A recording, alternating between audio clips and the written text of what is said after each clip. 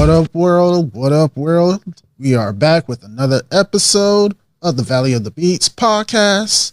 I am your host, Jamaal the RX, and today Mylez is taking a break behind the camera, so we got a person to replace him. What is your name? Peace, everybody. It's Skyye Harper, and I'm so glad to be here.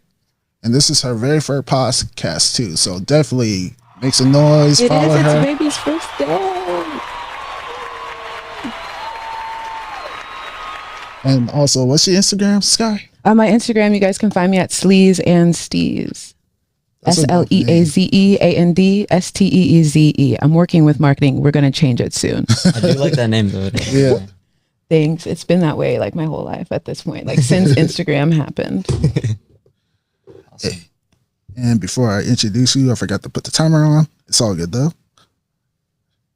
Now, we got a very special guest with us. I met him at the ASU Pop event. It's called 60 Minutes Flip, where you actually flip samples within 60 minutes. He was one of the participants, and he definitely played a dope beat. Like, you don't realize how hard it is to make something out of existing material within 60 minutes. So, and he also showed out at the Open Aux last night and showcased his whole range. So this person is a very dope producer. I want y'all to make some noise for Roberto, aka Futura. I hope I pronounced that right. Yeah, you got it. You got it. Thank you. And his shirt. Yes, Velvet. Yes, thank you so much. Thank you so much for having me. This is super awesome. I've never been on anything like this. No problem. Thank you for coming through. So, how are you? I'm doing really good. Had a really good day. Finally got some rain. I go to ASU, so it's usually really hot over there, but having the clouds and everything just kind of made my day a lot better, I feel that. Like, I'm not a big fan of rain, but I understand we definitely need it, especially out here. No, seriously. For sure. Yeah. The weather's been really nice, I think. It definitely has. Especially today. I could wear a long sleeve without getting sweaty, No, it's the nap during the rain that fucking ate it up for me today. Oh yeah, that hits. That always hits. Yeah. Like, I always know when it rains because I'll be sleeping way longer than I supposed to, so. Yeah. But yeah, tell us a little bit about ASU Pop. Like, what actually goes over there? Yeah, so for me, there's obviously a lot of different campuses for ASU. I go to the Tempe campus, which is the largest one, but a lot of the music stuff happens in the downtown campus. Oh, so I do engineering, but of course music's my passion, and I wanted to get out there and actually find a community that had the same kind of passion and love for it as I did. And so I came across ASU Pop Music, and I actually performed at their First Friday event last semester in February. Yeah, and so I got in contact with them, and then I've been following them. They've been posting events, and from there, I met a bunch of producers. I met other students as well, so got their Instagram, and I've actually been talking to a few. So it's been nothing but positivity. That's beautiful. How did your performance go? How'd you feel about it? It felt good. It was my second performance ever. Okay. I had only been to one before. It was at a smaller church kind of area. And this one at First Friday was a bigger venue. It was outdoors. And I played 3 songs, right? One which was very synth heavy. Another one because me and my friend performed. And he plays the guitar. And shout out Ishel. And he shout out Ishel. Played the guitar, played acoustic, and we sung together. And for second performance ever, it was nerve-wracking, but I'm honestly looking forward to do it again. Really looking for venues. I saw something actually where they said that the same part of your brain that processes anxiety is the same part that, oh my goodness, processes excitement. Oh yeah. So mind fuck yourself next time maybe and be like, no, I'm not nervous. This is not nerve wracking. This shit is lit. I'm ready to go. I know. See you're confused and gotta switch. Yeah, fuck them up. Yes, exactly. So it's super fun, and obviously being more involved with the music community is kind of my goal this semester. I'm busy with school, but I always try to make a point to have time every day for music, whether it's me alone in my studio making something or being, in a place like this, talking with you guys. I think that's super sick. Hell yeah, it's all part of the craft. It all goes together. Yeah. Now, you said that you are in school. We do know that, but you're also like a businessman, are you not? Yes. So talk to us about El Sasquatcho. Yeah, so El Sasquatch Records, you know, my love for music doesn't just, you know, come with making it, but, you know, my family and I, really my dad and my brother together, we all made this business about 1-2 years ago. It's a family business. I love it even more. Yeah, Okay. small family business. We're located in downtown Glendale, and we sell vinyl records. So we sell anything from new stuff that just came out to, you know, older vinyls all the way from back in the 40s. That's beautiful. We specialize in like regional Mexican music, so stuff like Chalino Sanchez, Los Tigres del Norte. Those are, you know, a lot harder to find, especially in the United States. Beautiful. And you know, we just kind of put everything out there, sell everything. We do events, West Valley Record Show, Bicker's Playground, and again, it's just one of those things. We build community, and we all love doing it. Never had a problem, and just love seeing El Sasquatcho, even if it stays local. Like, just seeing the positivity it puts out is just something that is worth it for me. 100%. I'd say, like, right now in this day and age, with how often we're all locked into our screens, it's driven a wedge between all of us. So anytime that community comes into play, I think it's fucking beautiful. So Absolutely. for it to be a family business, and then you guys are also doing community building, that's amazing work. Yeah. Absolutely, yeah, I love it. And it's just, you know, hopefully it grows. And, you know, my brother, you know, so I live in Tempe, so there's obviously kind of like a distance disconnect. Yeah. But, you know, my brother's really been holding it down, and he got his friends in to help do the events and everything. So, you know, it's kind of it's good seeing him, you know, really take control and find something that he loves doing himself as well. That's beautiful. So all you vinyl heads, all you sample heads, Sasquatcho, vinyl. Yes, what absolutely. Sound does El Sasquatcho make? El Sasquatcho, what kind of sound do we What make? sound? What kind of sound? Oh, go ahead. We have a very warm sound. I want to say, like, that the vinyl kind of you know, analog, you know, very homey, and again, we have a little bit of everything. But I think at the end of the day, you're gonna find something that reminds you of you know, joy, your own joy, your own kind of internal home. And if that's what you take away out of El Sasquatcho, then, you know, that's the best kind of gift we can give you. You know? Beautiful. For sure. So speaking of enjoyment, like, what are some records growing up that you actually enjoyed? Like, what are the records that actually influenced you to get into music production? That's actually a really good question. I really got into music starting my senior year in high school. I kind of told my friends, I was listening to a lot of, I'm not gonna lie, I was listening to a lot of like Kanye, and you know, I really like, you know, his kind of production is something that I really like. And, you know, I was like, you know, I kind of want to start making music. And so I got BandLab, and, you know, just, yeah, a lot of people get their start on BandLab. Exactly. So I got started on that, and, you know, as with anyone that starts making music, nothing I made was good, right? It was kind of rough, but it was my senior year. I was doing some, you know, math classes. It was a little bit more difficult, so I was kind of doing it on and off. But around December, probably like 2023, I want to say 2024, I was really like, wow, like this album by Frank Ocean, Blonde, it really speaks to me, right?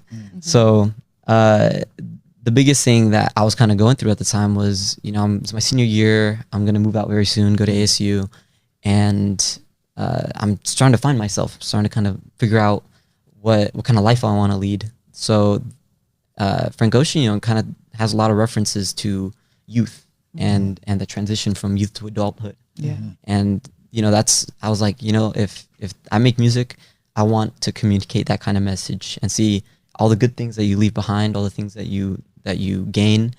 And, you know, at the end of the day, it's like, it's a growth process. Yeah. And, you know, that kind of message really got me into making music, and I fell in love with it. I got Logic Pro later on, and I got better. I just watched a lot of YouTube, hung out with a lot of my friends that made music, and you know, here I am, just trying to make something out of it. Beautiful. So then, okay, we're getting into the timeline now. At what point did Futura Montage come into play? I looked into that a bit. We have 5 members. Are we giving like Brockhampton? What's the vibe? Like, talk to me. Yeah, honestly, Brockhampton is definitely one of my favorites this year, and a big part because I feel like apart from like their music, just banging. I love their music, but also like they kind of have a group that I envision Futura Montage being. So Futura Montage, kind of changed a little bit over time. It originally started with 5 members, and it started because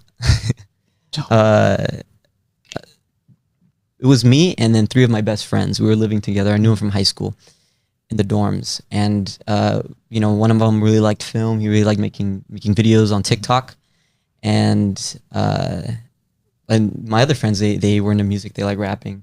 And then my other friend, the one I performed with, Ishel, he of course him and I were making beats for a very long time together.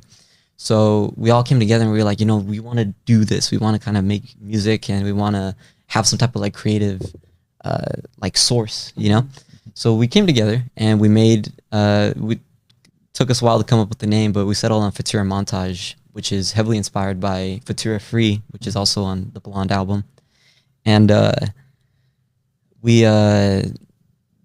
started making a lot of stuff together, and it was really fun. And then Bape, or we call him Bape because Mbappe, he played soccer with us. Aishel, he didn't live with us, so he had to travel a lot. So you said high school in the dorms, or you had like a boarding high school? No. I knew him from high school. Oh, you knew him from high lived school and lived in the dorms. Okay. Yes. I'm up to speed. Yeah. So because I'm a sophomore right now, so our freshman year is when it started. Gotcha.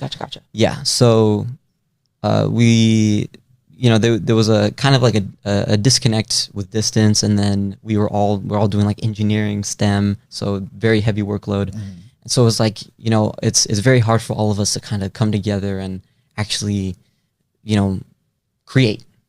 So over time, we kind of like realized that, Futura Montage shouldn't just be like a singular entity. But for me, and my goal with this is that it's like a very loose, there's no solid members, there's no like hardcore like name, but it's like a free-flowing group where we make music together. We do it whoever. I started making music with one of my friends. He goes by Kid Zeku, who just released his album this year. And all of us together, is just, there's no set group members, and Futura Montage is just a very loose, open kind of concept. And so, I started making music with more people at ASU, getting more connects, and from here on out, it's like it's just an area in my mind where people can come together, do something creative, make something that they're proud of. Beautiful.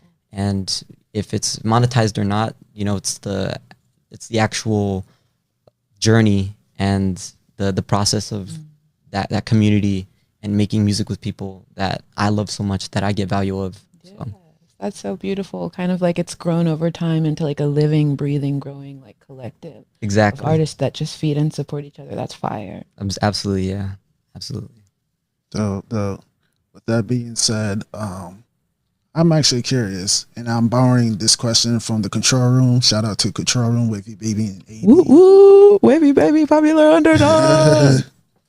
My question is, in particular, do you think like ASU pop or just like your community got like a sound?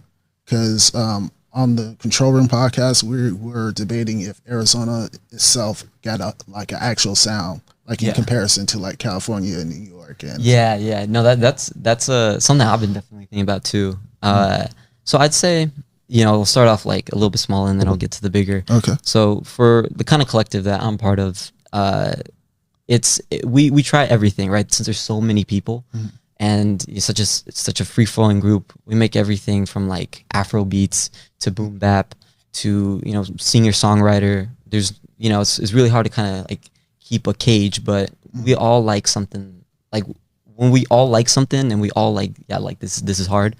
It's very upbeat. It's very like reflective of kind of how we feel right now in our lives, which is like it's only up from here. Very very like hype.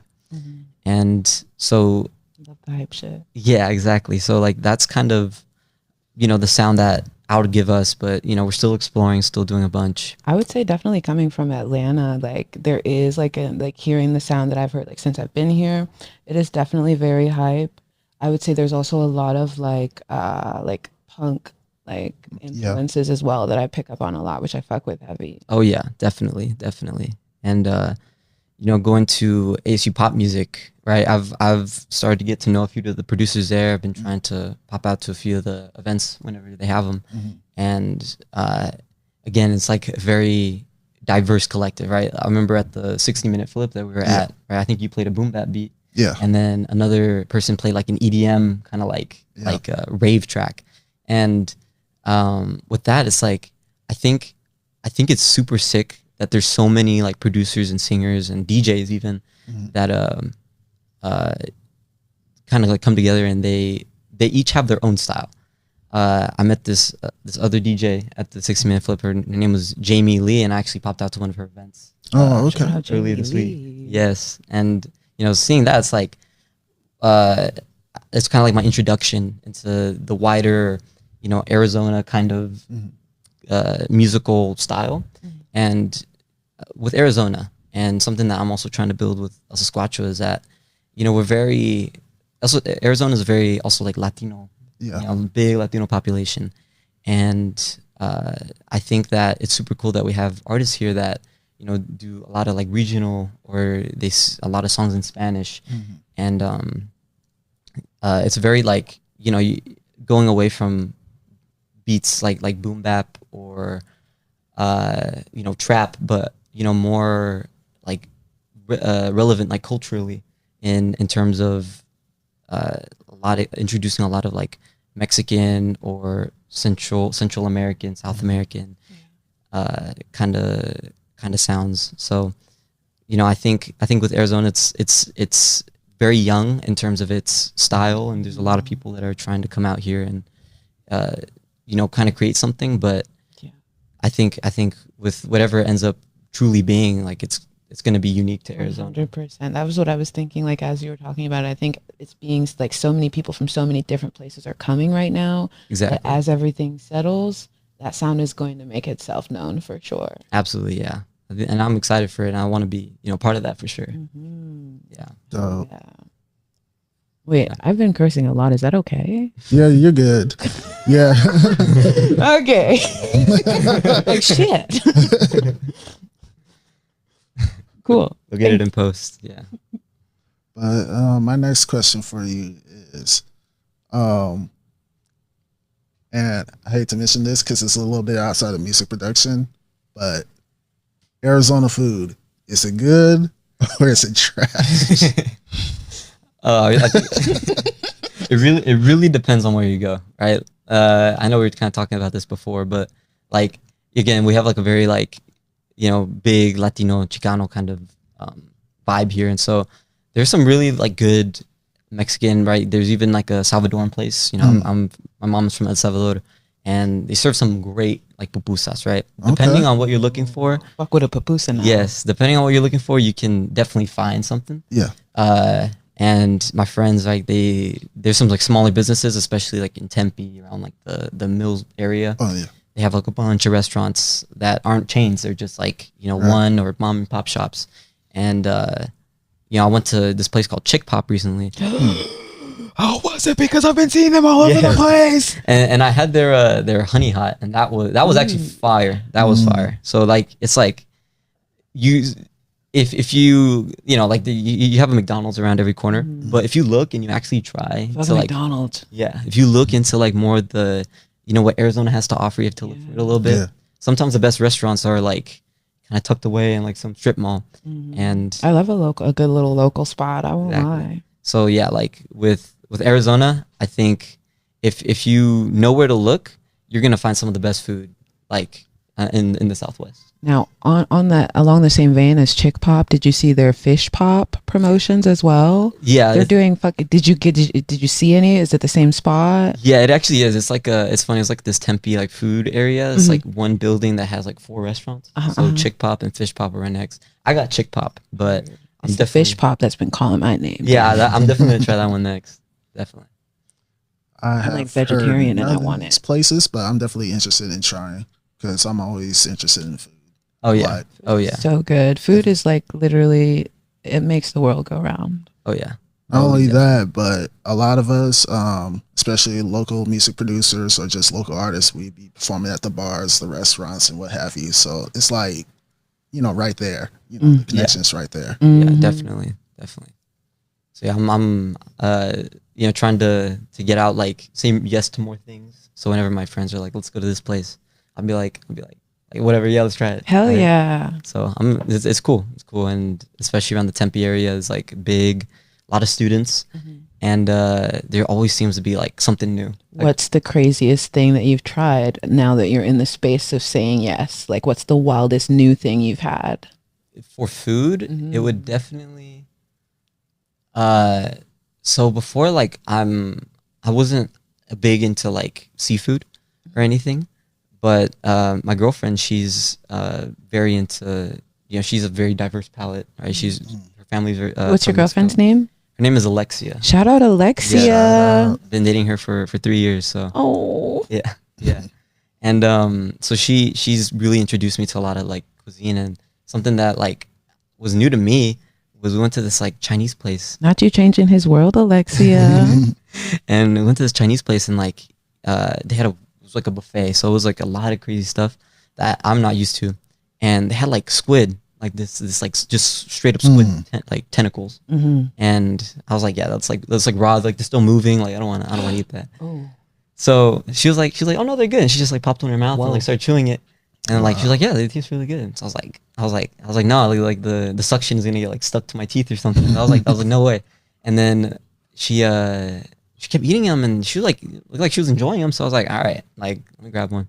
And I tried it, and like chewed it was chewy, but like tasted good. Like whatever they did to it, like it tasted good.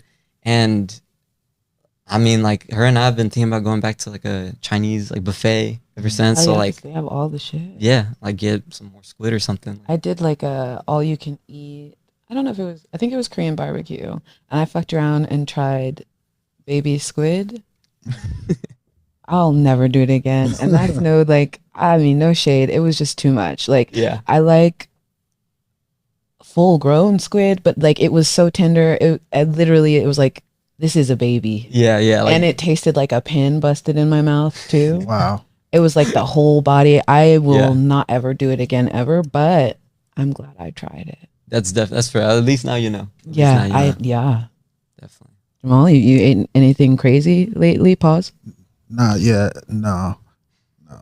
I'm definitely not into crazy food, but if something's really good and people tell me to try it, sure, I'll try it if it tastes good. But if it's like exotic, I may, be like, I don't know about that. Like, what's the most exotic you've had though? Like actual buffalo meat. Oh, Yeah, shit. it doesn't taste bad. Heard. Yeah, Really? yeah. You guys ever had deer? Nah, Oh, that's a southern thing, I guess. I wouldn't consider that exotic, but I mean, it's different. yeah, Yeah. I'm used to like chicken and ground beef. It's like my meat that I eat. yeah. But like, is there any like for you? I know you're not that into exotic, but like, what is like something that like if someone offered it, you'd always say yes to? That's hard. It's either gonna be fries or pizza. Like, Yeah. yeah. You can't go Classic. wrong with either of those, Yeah. honestly. But matter of fact, I got some random questions for you, and I hope you can answer them. Yeah. But I just came up with them up on the spot. So it's gonna be this or that. You gotta choose one or the other or both. Okay, I'm ready. Okay. So 808 Heartbreaks or Blonde? Blonde. Ooh. You want to give a little detail on why? Yeah. Well, Blonde was like the biggest album for me that got me into making music. And Futura Free is a song that from Blonde that was kind of like the inspiration for the name Futura Montage, and my producer named Futura. So like it's got a special place in my heart for sure. Dope. I feel that. Next question. Sample based beats or live instrumentation? That one's hard. That one's hard. I love sample beats for sure. One of my favorite beats is "Devil in a New Dress" on My Beautiful Dark Twisted Fantasy, and some of my favorite songs, honestly, are all sample beats. So I think the creativity that goes into like chopping samples is just it's insane. Like being great at an instrument is obviously beautiful in and of itself, and I think chopping samples in a musical way to make a banger is another kind of talent. Yeah, for sure. Like, I used to think, oh, sampling is easy, and then once I started sampling, I'm like, yeah, this may be harder than actually playing live instruments. I know, yeah, for sure. Let's see. Next question. I would do that one, but we kind of did the album comparison already. But working all night in the studio or producing quick in the moment ideas? Oh man, I guess it's kind of like both. Because for me, it's like I have an idea and I'm like, all right, let me just record it. Right? Maybe there's like I made a beat already and I want to have vocals over it, or if I have a beat in my head, and then like I sit down and I have my little studio desk in my dorm or my apartment, and I start making it, and then like I've genuinely pulled like 2 or 3 all-nighters just like being so locked into making a song that came from like a spontaneous kind of thing. So it's like, in my case, it kind of goes hand in hand sometimes. Okay.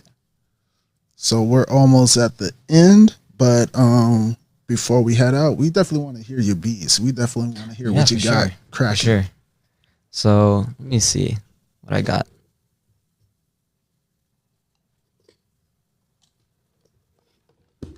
So yeah, I've got a lot of beats. It's one of the more recent ones I made. It's a little bit more chill. It's called I called it Levitating, but here. Thank you, Alex. Shout out to Alex for engineering this entire session. Ooh,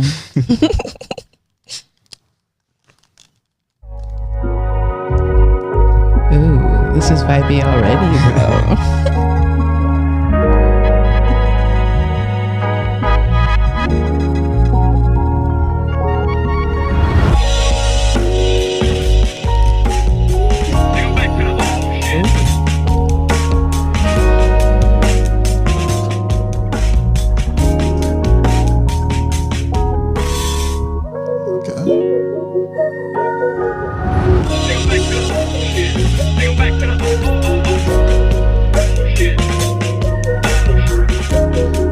Samples just had me feeling like this could be like a Bone Thugs beat. Yeah, for sure. So yeah, like I try to add like a bunch of different components into like a beat. Like I try to challenge myself. You do a good job at making them cohesive. Like I'm sitting here taking everything in and feeling how it all just goes together. My man. Thank you so much. No problem. Yeah, and I've been trying to get better at the keyboard, so a lot of like the instruments. You haven't been trying. You're better at the keyboard. Thank you. But yeah, like a lot of the ideas that I have in my head, trying to communicate those, and like I'm finally at a point where I feel comfortable doing that. I love it. How did that feel? What was this like closer to the beginning of you getting there? Yeah, it's this was like one of the first beats where I did almost everything from scratch. Like I used samples like vocal chops and stuff, but the actual like melody, the bass, I didn't just use a sample or something that my friend had made, but I did everything completely my own. So oh yeah, this is some like night drive shit, dude. Like this is so fire. Thank you. Okay, I might have to buy that beat. Listen, I'm sitting here like I need to see what else you have for me. Yeah, what the fuck? So you could definitely go into the next beat. That one's fire. Thank you so much. So I have this other. There's a lot actually. I see there is a lot. Period. Yeah, as there should be. Yeah. So I'm trying to think. I did play. Yeah. So I have this kind of like, Kanye is a big source of my inspiration. So I try to make something that kind of resembled that. I played it at the beat event yesterday. Oh, okay. Good job.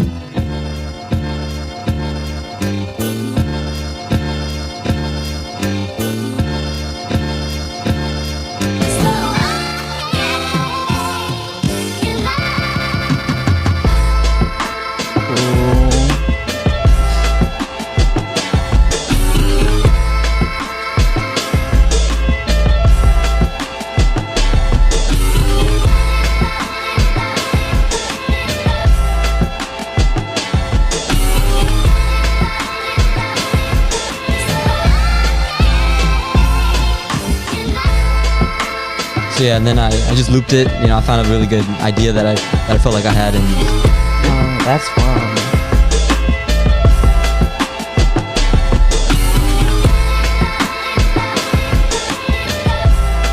I ain't got much to say. No, me either. I'm just feeling this shit. This is like the hype energy that you were talking about earlier has come across so well in both of you. thank you. So yeah, just that was one that like I just had the idea, found the sample, and it took me like a few hours just locked in making that. So yeah, Something that I love about it is that the way that music can like represent a person so well. Like this whole time you've been pretty chill, laid back, but you're like very turnt at the same time, in like a low key way. You're very passionate about everything that you're speaking on, and it translates like through the music as well. Yeah, for sure. And you know, anything related to music, I love talking about music. It's like my favorite thing to talk about. So being able to do this, show you guys, is like it's like my happy place for sure. Yes. Yeah. But yeah, I have a bunch. Should play one more. Yeah, for sure. Make it good, make it count. The pressure is on. Okay. So I have this one that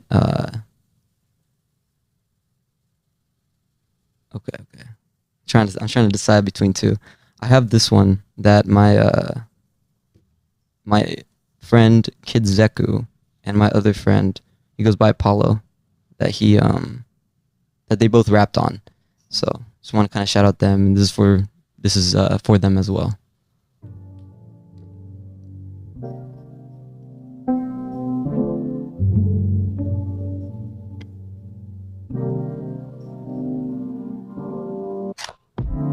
You have no heart. Hey, my pocket's fat, calories. Life is full of memories. I got 21 galleries. It just might shock you like an old school battery. To the ocean like Julius, don't talk shit, you know I ain't new to this. The vision's the reason I'm doing this, know for a fact I ain't losing this. The vibe that you're on is ludicrous, at least in the space where I'm viewing this. The way that I shine is luminous, the way that you lack is humorous. Electric beat is a battery, we ain't got time to waste, let's skip the flatteries. Going next after me is a real tragedy.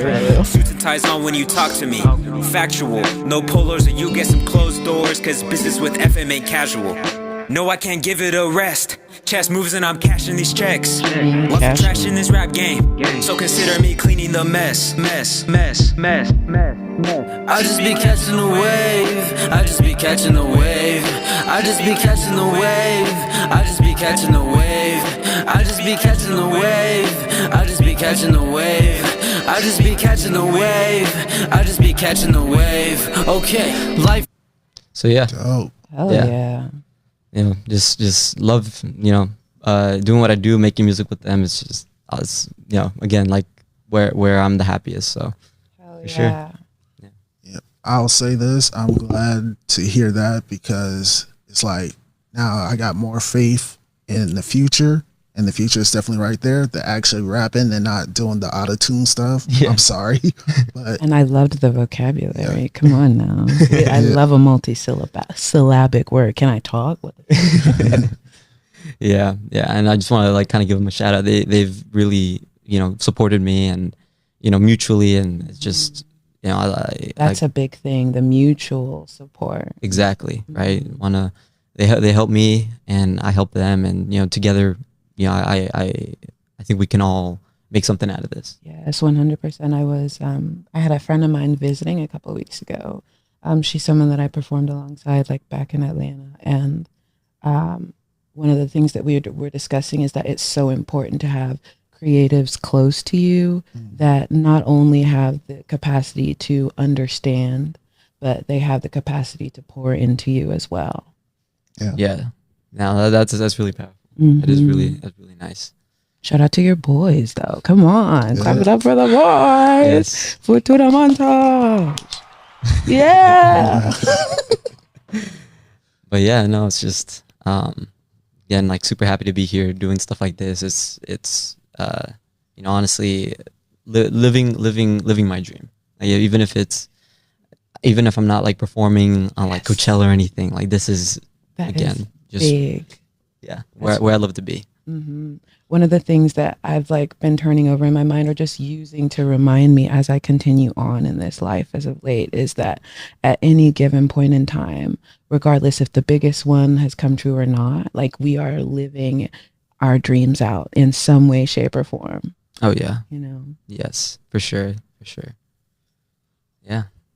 So for sure, with that being said, is there anybody that you want to shout out before we head out? Yeah, shout out to all the members of Futura Montage. Shout out to everyone that's supported me or hasn't, and especially like my family, who you know, I'm doing engineering, and they always, you know, tell me to pursue my passion in music. Shout out to my girlfriend Alexia and her family, who has done nothing but good in my life, and all of my friends, because all of you guys have, in some way, shape, or form, been there for me, been there for what I stand for and my passions, and that, you know, I just hope that I can do what I can for you guys as well. I love all of you.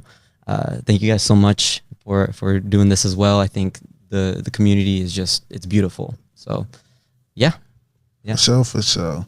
And with that being said, we are going to break, and there will be messages at the break.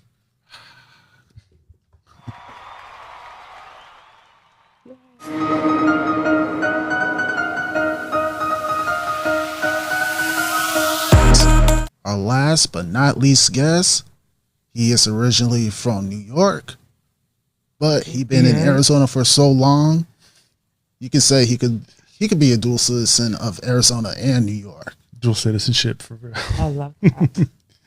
So let's make some noise for Gonzi Supreme. Appreciate y'all for having me. For sure. So, how you been? Everything is good, man. Just trying to stay busy, you know, work on stuff whenever I can in between, you know, life in and all that. But, you know, yeah, just out here. So for the people that don't know, like, you're a music producer, correct? And what type of style of music do you produce? Yeah, so I do, sample-based producing, you know, boom bap, I guess is how you characterize it. Okay. But I've been producing at this point, I don't know, on and off, you know, probably for, you know, 20 plus years, to be honest. Aging myself a little bit, but I never really took it seriously. It was something where I've always been a fan, you know, of hip hop and everything, and, you know, just trying to, you know, do it, but never really took it seriously. It really wasn't until the pandemic came and nothing going on, to where I was like, all right, I need to dial in and actually, you know, do something. And that's actually when I met some people through Twitch. Twitch actually has like a lot of people that actually make music on there. I'm not sure if it's as active now in 25, because everyone's back outside, you know. But but in 2020, it was on and popping. Like, there was a lot of music streamers, and there was these things called feedback streams where you can make beats and you submit your beats for feedback. And one of the feedback streams on there was a producer named Vanderslice, and He's kind of like this prolific underground producer from Pennsylvania, and he's worked with a lot of legends, Cool G Rap, a lot of up and coming rappers right now too, UFO Fev.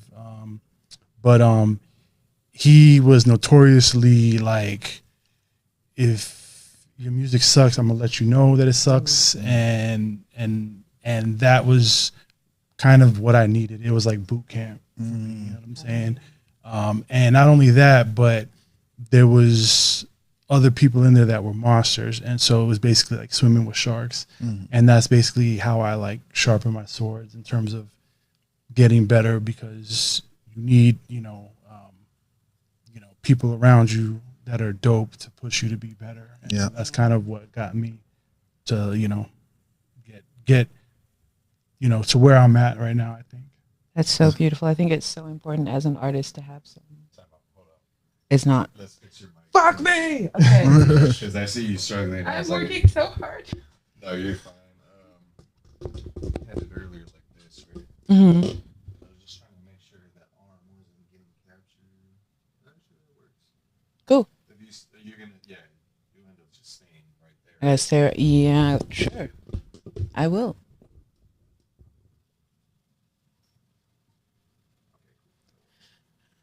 But yeah, I think that's so beautiful, and it's so important, like as an artist, to have like a mentor, someone who is willing to be completely, brutally fucking honest with you about it. Because how many times have you performed or shown something and people said, "Oh, that's good. Right. Oh, that was good. I liked that." Yeah. And then you're like, "Okay, but like what else?" Right. Exactly. So that's fire. Yeah, and there was a lot of little things that he taught me about, like, just dynamics, and like if you're experienced, about like dynamics and how all your drums aren't supposed to be loud. There's like kind of supposed to Gotta have an ebb and a flow to exactly everything. just little things like that you don't learn. No one really kind of teaches you that kind of stuff. So he kind of did different things like that. And another friend of mine, who's now a dear friend of mine, Soy is Real, was a streamer on there as well. And I actually knew him. I met him through a friend of mine from Orlando, my time in Orlando. And he also was really intricate in kind of helping me in terms of like digging for samples and what to look for, and things like that. So having a community was really important to me in terms of like my growth and development and meeting other people, and putting a battery in my back, and in terms of getting things done. You know what I'm saying? 100%. Community will really turn you up and like force you to create in ways that you didn't think that you would, or step outside of your box. Give you that motivation for sure. And I do want to take a second, because we have been talking about your swag throughout the night multiple times. But can we shout out the prescription Ferragamo frames? What the fuck? Yo, stop playing with that, man. Continue as you were. Usually the people that know me, usually it's all polo, but there was these ones actually look better, I thought, so sometimes it's not always polo, but no, shout out to the Ferragamo frame. Yeah, I try to keep it swagged out at my old age. And did. Okay. But real quick, I want to definitely dive into the polo, because I know the polo life, like that whole scene is crazy. Can you tell us a little bit about that for people that don't know? Yeah, I mean, like, so I mean, there's sort of, it's just so entrenched in hip hop culture. Shout out to Thurston Howell III. He's this Puerto Rican rapper from Brownsville, New York, and he was kind of a founder. Him and I think it was Racklow were founders of this gang in the 80s in New York called the Low Lifes, and they were known for rushing, stores and basically stealing racks and racks of polo. And so, but over the years, they kind of developed more into like, just like a culture thing where it was just everything, was like polo, and you saw like how it kind of affected hip hop, like everybody, up until, Kanye, was just, it was just kind of a way of life in terms of everything. And so, Yeah, so it's just always kind of been like I've always, ever since I was in high school and everything like that, just always wanted to be, fly. And it's kind of like one of the things that I remember him saying was like it's like almost like an armor, where if you're feeling like insecure about yourself, like if you look fly, like it's kind of like an armor, you know what I'm saying? Put that shit on and you'll feel better. Yeah, you feel good about yourself, you know what I'm saying? So when you look good, you feel good. Exactly. And I also want to shout out Ivan, aka shout out to Ivan Camplo Mac. Shout out to Arnhem. Him and Ivan are doing some dope stuff with the media stuff. But yeah, like poloed out. Like both of them. Ivan has an insane amount of polo, and he's actually he's helping like some of the artists out here do video shoots, poloed out and stuff like that. So keeping the culture alive. My Puerto Rican brother, so salute to him. For sure. And I definitely want to backtrack a little bit about like streaming and producers showcasing the beats. I definitely want to get into the dark side, as I call it. Dark side. Yeah. Like just recently, I would say even a couple hours ago, we definitely talked about the Timbaland situation with AI. And now there's a situation where I'm sorry, Eric Sermon I'm sorry, but there was a stream. He was streaming and he was playing beats. He didn't say exactly. Actually, he did. He did say, I'm just going to play beats from other people, but he did not go into details. So he was just playing beats from other producers and nobody knows what exactly the situation is. So I definitely want to ask you, when you see a super producer such as Eric Sermon, who has produced for many of people from Scarface, SWV, Redman. Yep. A lot of my favorites. Yeah, Eric Sermon is actually like probably in my top 5, to be honest. But I think a lot of times what happens with super producers is they kind of can get disconnected, from the culture. And not saying that they're not about the culture, but I think a lot of times they just kind of forget, and I think also the landscape changes so quickly a lot of times. So, and when it comes to the streaming stuff and social media, they don't realize that, if you're streaming something and you're playing other people's music, like decorum is like, you should tag people, you should, shout people out, you know what I'm saying? Back in the day, like they were kind of used to, probably people playing their beats and not getting credit for it. So that's just kind of how it was. There's a long history of producers not getting credit for stuff like that. And so for them, that's kind of just how things are, I'm assuming.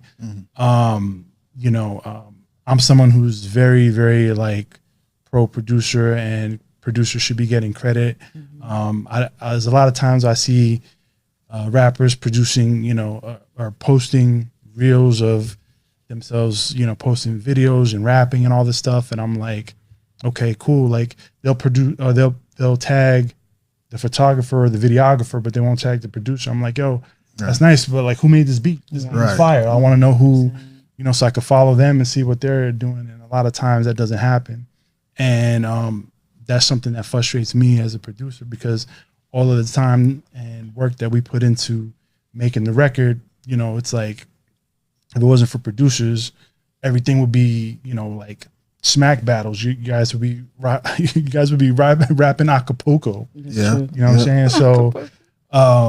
So that's me on my soapbox, about that. I just think that, if nothing else, if in this day and age, if producers aren't getting paid, if for not at minimum, we should be getting credit. No, I agree with that 100%. But I will say, as far as like the implementation of social media, there are a lot of producers that have been able to create their own like persona alongside the work that they do, for other artists. Absolutely. So I think that that's bomb. And a lot more producers should lean on creating a persona and a brand around their craft as well, because the real estate on the internet is fucking there.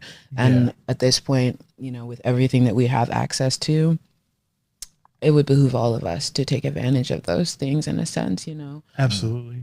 But I think also like people don't think about the voice they're hearing. They don't consider the team that went into the work. You know what I mean? And even when people are on the stages and they're taking their awards, shout out to my team.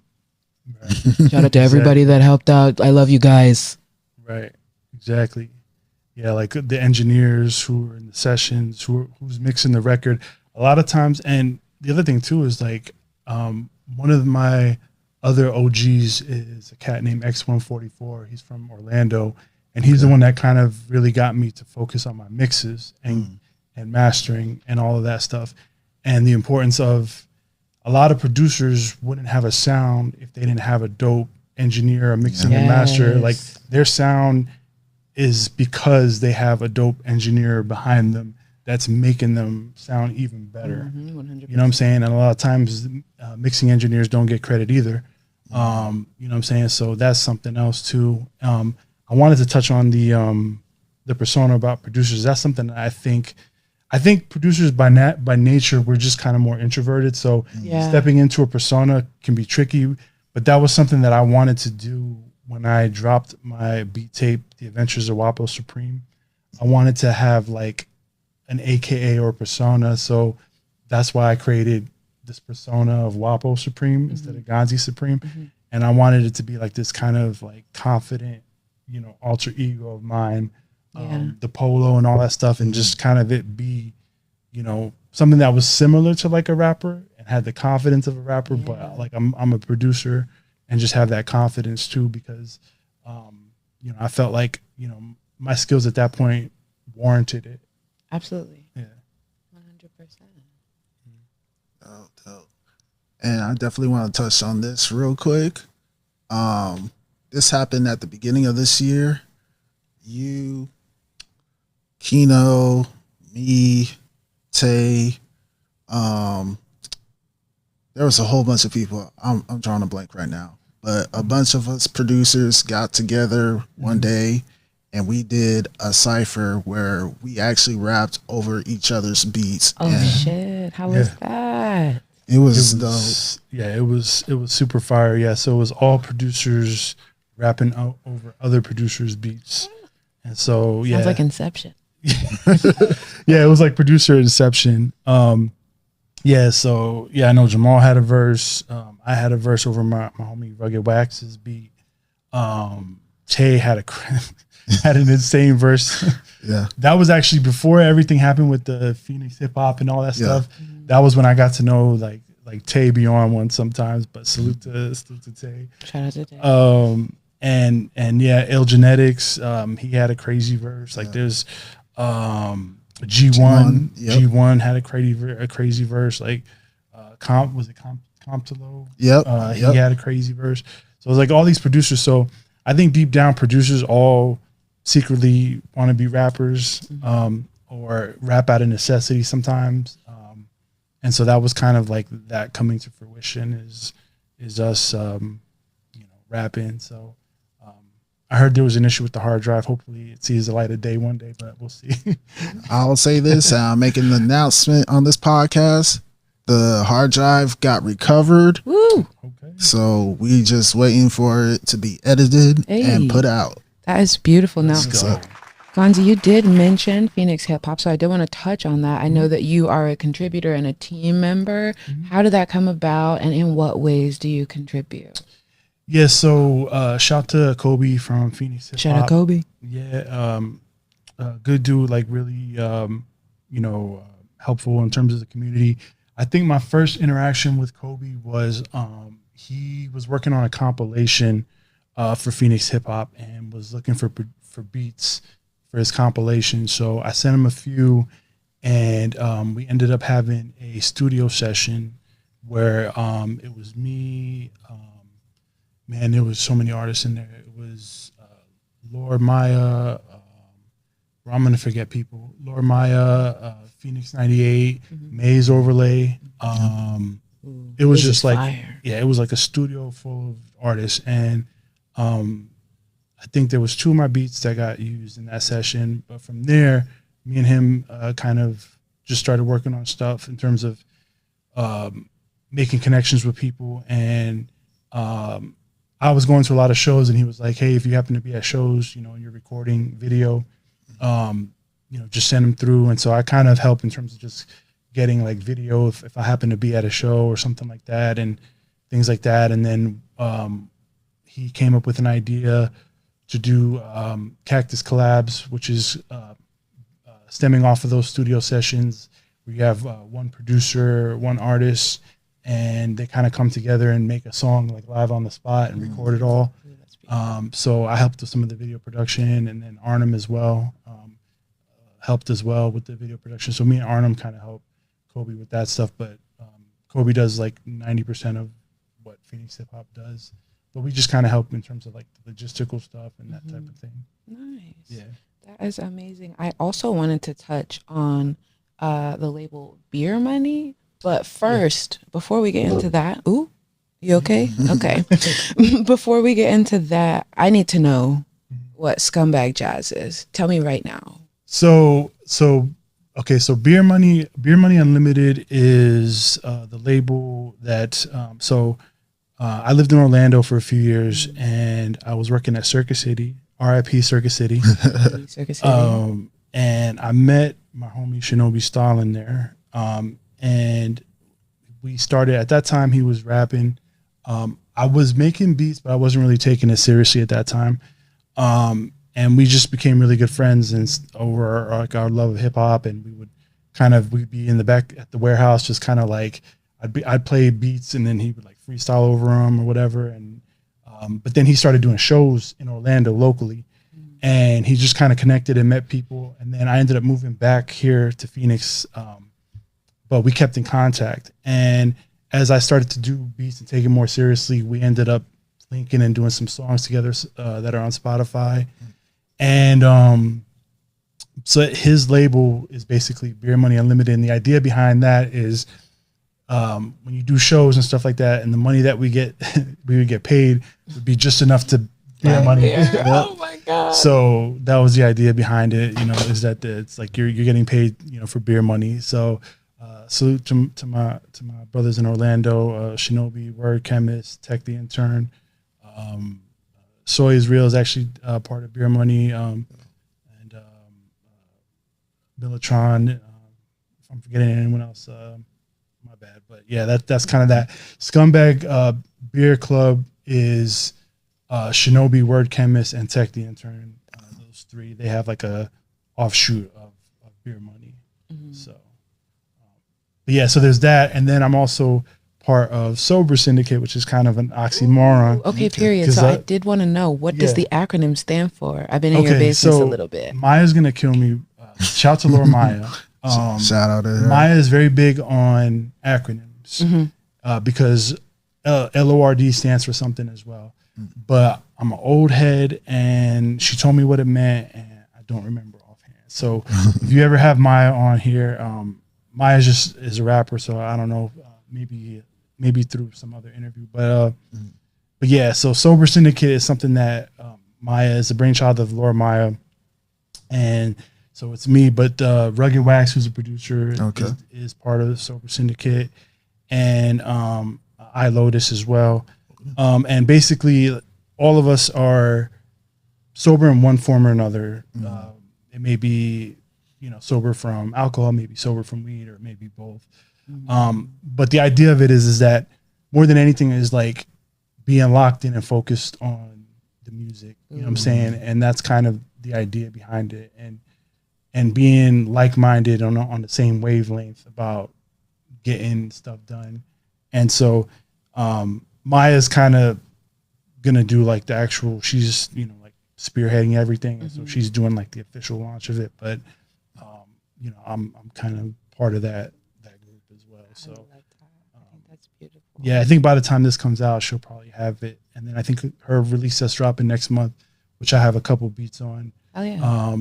She's gonna kind of go into it a little bit more. That album is called Sober, and it's the acronym, but again, you know, my bad, Maya.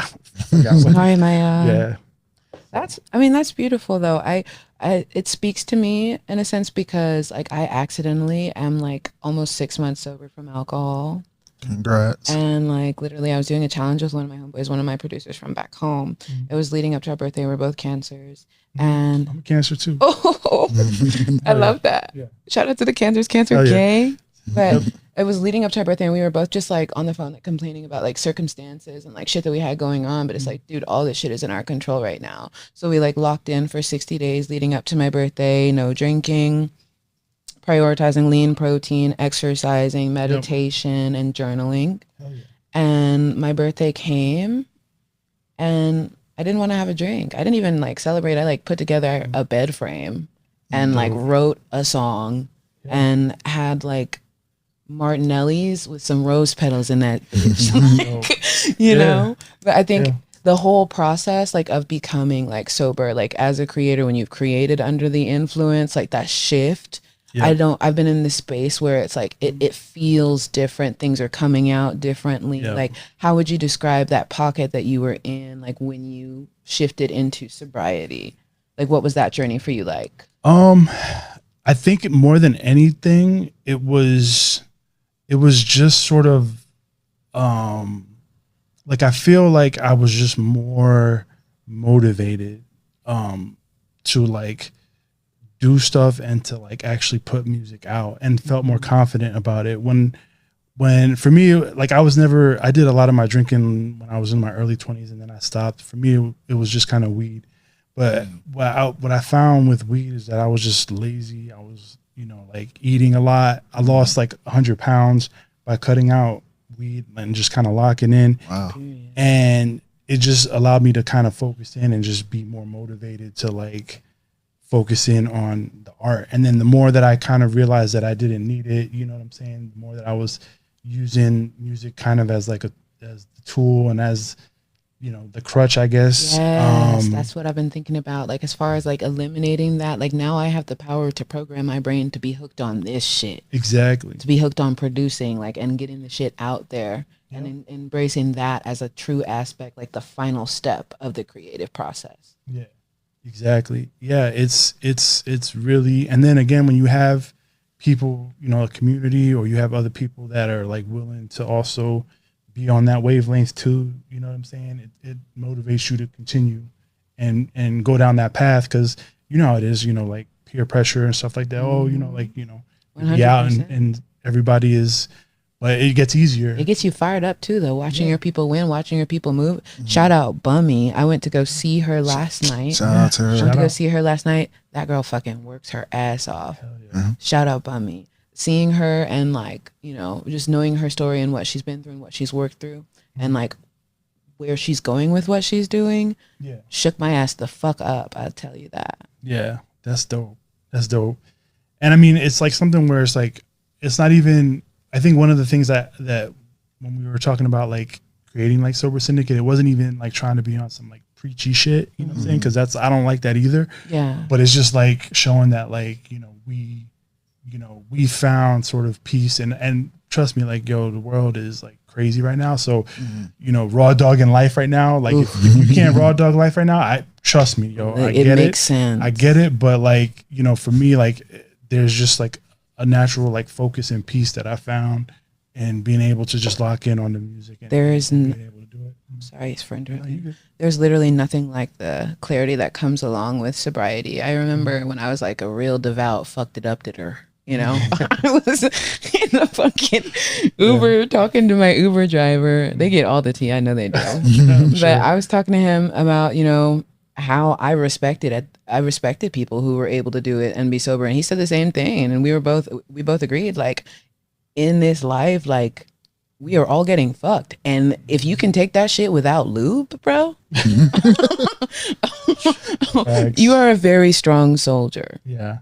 Yeah. And it took work to get here. I mean, like, I was in therapy, and like I worked on myself and exercise and a lot of different things, to get to this point. But again, the music was the biggest part in that. And obviously having a supportive family, shout out to wifey.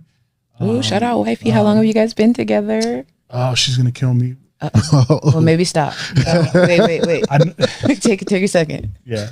No, we got married in 2008. I know for sure because I remember it was the year that Obama got elected. Period. Yes, we can. So we've been married that long. However long that is, my math is bad. But you've loved her that long. Exactly. That's what matters. Yeah, and we met through hip hop. Like we used to go to concerts all the time, and we still do. But now, standing up for all the opening acts and all that shit. Like, you know how it is. But yeah, like shout out to my son. So there's a lot of different things that kind of, subtract, or fill in those voids. Yeah. You know what I'm saying? That when I was younger, I didn't have. And so I filled the void with, like weed and everything else. So, yeah. Dope. With that being said, you said your focus is the music, so we definitely want to hear some beats from you. Yeah, let's get it. Headphones on.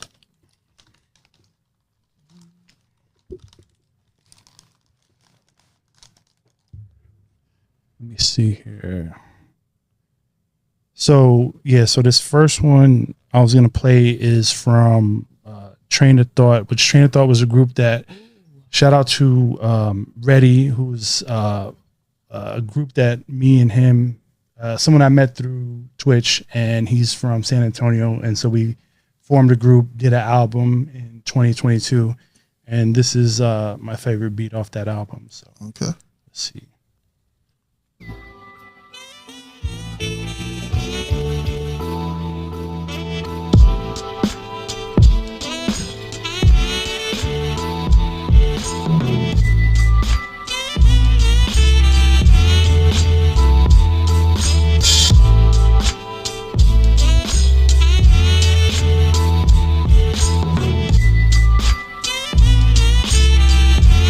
Ear candy's going crazy.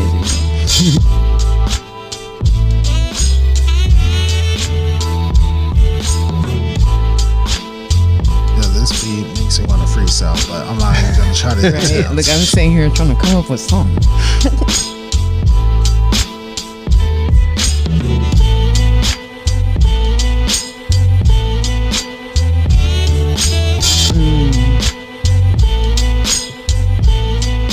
Yeah, it's called Golden Hours because when I made it, I was like, I just picture like the beach, like sunset, and that's kind of what he rapped about.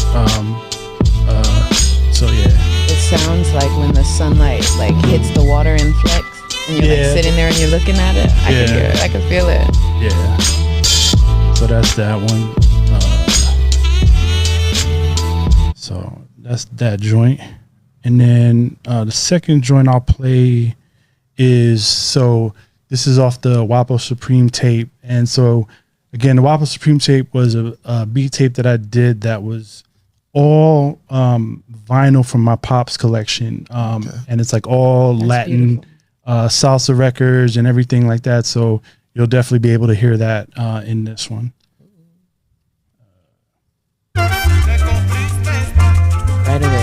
Right away.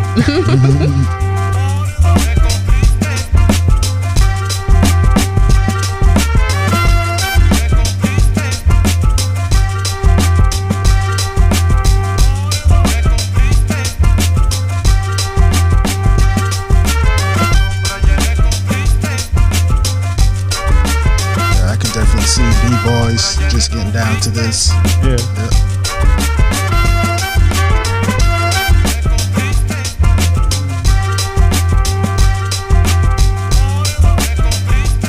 You like perfectly fused the cultures together.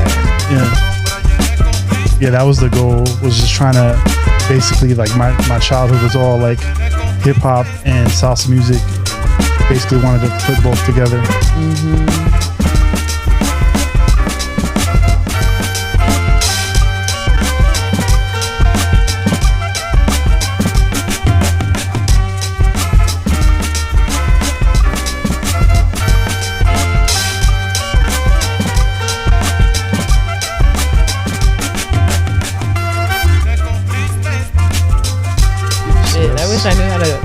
I knew how to fucking, what the fuck? Okay, I was about to get salsa. Up. Yeah.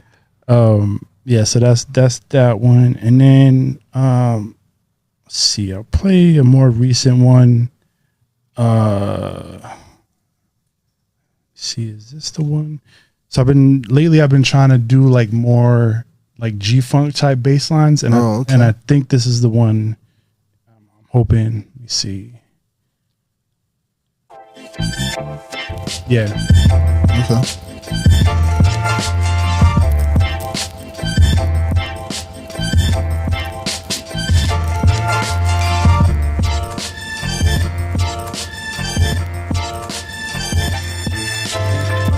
I like this.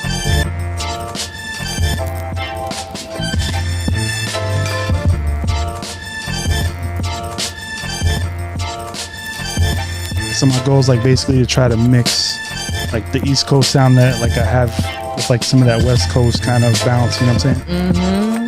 So that's definitely on display. Hey, Skyye, you got something to say? Oh my gosh. Okay. Said I've been sitting, I've been chilling, yeah, I'm hanging by the water. Said I've been thinking, yeah, maybe I should call my father. Said I've been going crazy lately every single day, yeah, you could never pay me to switch up. See me, I've been pouring from a really filled cup. Niggas wanna pull up, act like they can't get two hand touched up. Might get fucked up, go ahead and try your luck, nigga. I come through and I ain't scared to pull up on the trigger. Hey. That's all I got. I'm playing. Yeah. But yeah, that's Cut that shit out. but yeah, that's just a few there. That was dope. Real quick before we head out, is there anybody that you want to shout out? Yeah, obviously shout out family, shout out wifey, my son, and then all the fam. Shout out to Laura Maya, all the Sober Syndicate, Rugged, iLotus. We have Maya's project that's dropping in October. So I got a few beats on that. I'm also dropping a beat tape with the homie Funk Sessions from Seattle. That's going to be dropping in a few weeks. So probably by the time this is out, that'll already be out. And we're doing physicals for that as well. So that'll be dope. And then some more joints with Beer Money. We're working on a compilation and a few different singles, hopefully by the end of the year. So, yeah, that's pretty much it. Shout out to everybody that supports. Shout out to the Phoenix scene. Shout out to you, Jamaal. Like, this platform is definitely dope. You know, what you're doing with Value of the Beats. Like, we definitely need producer community. Yeah. You know, in Phoenix, there's a lot of people that are into gatekeeping, and you're not one of them. And that was something that from day one, I think it was like a little over a year ago, I think the first open ox I went to. Yeah. You're like anti-gatekeeping. So that's something that I definitely appreciate. So salute to you. And salute, you know, just for allowing everybody basically to have the ox, you know what I'm saying? So yeah. Thank you for the kind words. Appreciate that. And Skyye, is there anybody that you want to shout out before we head out? Okay, I want to shout out my mom and my dad. Hey. Also Genius Child for connecting us as well. So shout out to AB. Shout out to the Most High, AB Baby and Wavy. Yep. Shout out to the Most High. Shout out to God. God, come on. Yep. And I want to shout out love as well. And bring to light the fact that it exists in abundance and can be created. For sure. We definitely need more love, especially after what happened with the funeral, Trump, and what is it? The Emmys with Robert De Niro. Like, we definitely need more love. Love is the ultimate form of protest. Absolutely. Okay? Facts. Raise your arms to wrap them around somebody else, nigga. Fuck. Facts. With that being said, I'm Jamaal the RX. This is Gonzi Supreme. Peace. It's Skyye. And we're out. Peace.